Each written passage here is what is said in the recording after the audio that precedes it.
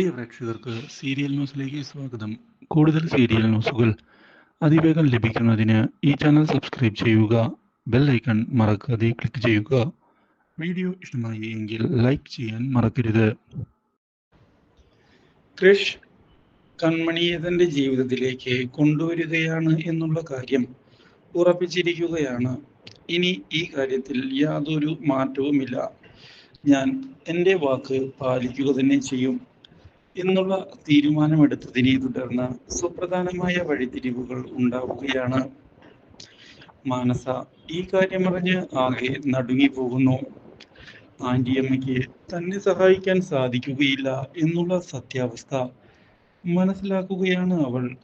ഇതോടെ ഇനി എന്ത് ചെയ്യും എന്ന് ആലോചിക്കുന്ന അവളുടെ മുൻപിൽ യാതൊരു വഴിയും തെളിഞ്ഞ് വരുന്നുമില്ല.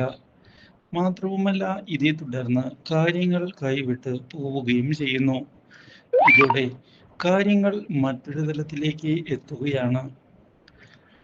ഞെട്ടിച്ചുകൊണ്ടുള്ള വഴിത്തിരിവ് ഉണ്ടാവുകയും ഇതേ തുടർന്ന് കൃഷും കൺമണിയും ഓഫീസിലേക്ക് മടങ്ങി എത്തുകയും ചെയ്യുന്നു. ഇതോടെ മാനസ ഇനി എന്തു ചെയ്യുമെന്ന് ആലോചിക്കുകയാണ്. മാനസയോട് കൺമണി, ഞാനിപ്പോൾ ഈ ഓഫീസിലേക്ക് വന്നത് വെറുമൊരു എംപ്ലോയി ആയിട്ടല്ല, ഇവിടത്തെ കൃഷിന്റെ ഭാര്യ എന്ന പദവി കൂടി നേടിയെടുത്തത് കൊണ്ടാണ്. അതുകൊണ്ട് ഇനി മാനസ മേഡത്തിനും എന്നെ കാണുമ്പോൾ ഇത്തിരി ബഹുമാനമൊക്കെ ആകാം. അത് കൺമണി, ഞാൻ പെട്ടെന്ന് കണ്ടപ്പോൾ ഒന്ന് ഞെട്ടിപ്പോയി, അല്ലാതെ ഒന്നുമല്ല. ആ, അതൊക്കെ എന്തെങ്കിലും ആയിക്കോട്ടെ, ഞാൻ പറഞ്ഞു എന്നേ ഉള്ളൂ. ബഹുമാനം കാണിക്കുന്നത് നല്ലതൊക്കെ തന്നെയാ. ഇപ്പോൾ മാനസയാണല്ലോ ഈ കമ്പനിയിലെ എംപ്ലോയി ആയി വർക്ക് ചെയ്യുന്നത്. ഞാനൊക്കെ ഈ കമ്പനിയുടെ ഭാഗമായി മാറിക്കഴിഞ്ഞല്ലോ. ഇതോടെ മറ്റൊന്നും പറയാൻ സാധിക്കാത്ത അവസ്ഥയിൽ വന്നു നിൽക്കുകയാണ് ഇപ്പോൾ മാനസ.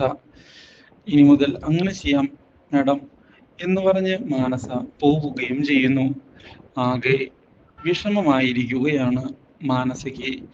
ഇനിയും കാര്യങ്ങൾ ഇങ്ങനെ വിട്ടുകളഞ്ഞാൽ ശരിയാവുകയില്ല എന്ന് മാനസ ഉറപ്പിക്കുകയും അതുകൊണ്ട് തന്നെ ഇനി എന്താണ് ചെയ്യേണ്ടത് എന്ന് ആലോചിക്കുകയും ചെയ്തിരിക്കുകയാണ്.